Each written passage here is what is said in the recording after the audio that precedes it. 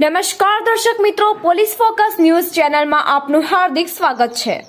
દાહોદમાં દેશના યશસ્વી વડાપ્રધાન શ્રી નરેન્દ્રભાઈ મોદીએ 15મી નવેમ્બર 2023ના રોજ ઝારખંડ રાજ્યમાંથી વિકસિત ભારત સંકલ્પ યાત્રાનો પ્રારંભ કરાવી ગુલામીની માનસિકતાને ત્યજી વર્ષ 2047 સુધીમાં ભારતને વિકસિત રાષ્ટ્ર બનાવવા સંકલ્પ લેવડાવ્યા હતા।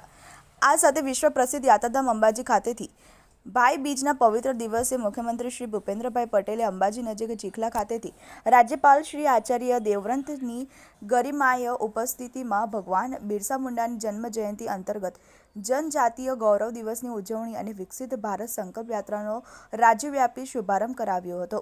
દાહોદ જિલ્લામાં વિકસિત ભારત સંકલ્પ યાત્રા તારીખ 15 નવેમ્બરથી પ્રારંભ થઈ છે। જિલ્લા વિકાસ અધિકારી શ્રી ઉત્સવ ગૌતમના માર્ગદર્શક હેઠળ આરોગ્ય શાખા જિલ્લા પંચાયતના મુખ્ય જિલ્લા આરોગ્ય અધિકારી શ્રી ડોક્ટર ઉદય ટીલાવતના પ્રયત્ન અન્વયે અત્યાર સુધી જિલ્લામાં વિકસિત ભારત સંકલ્પ યાત્રા દરમિયાન જિલ્લાના આરોગ્ય કર્મચારીઓના પ્રયત્નો દ્વારા કુલ 1,98,911 પીએમજી કાર્ડ કાઢવામાં આવ્યા છે, જે આદિવાસી જિલ્લા આખા રાજ્યની અંદર દાહોદ બીજા નંબર પર છે।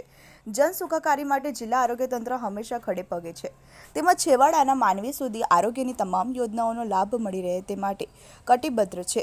વડાપ્રધાન શ્રી નરેન્દ્રભાઈ મોદી દ્વારા દેશના ગરીબ અને મધ્યમ વર્ગીય પરિવારજનો માટે શરૂ કરેલી આયુષ્માન યોજના આજે દેશના અનેક પરિવારોમાં માટે આશીર્વાદરૂપ સાબિત થઈ છે।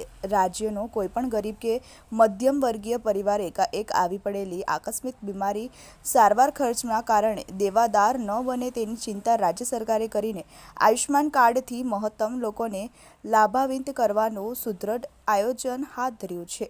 મિત્રો, આવા જ અવનવા સમાચાર જાણવા માટે અમારી ચેનલને લાઈક કરો, સબસ્ક્રાઇબ કરો અને બેલ આઇકોન પર પ્રેસ કરો, જેથી અમારી ન્યૂઝની બધી જ અપડેટ આપને મળતી રહે।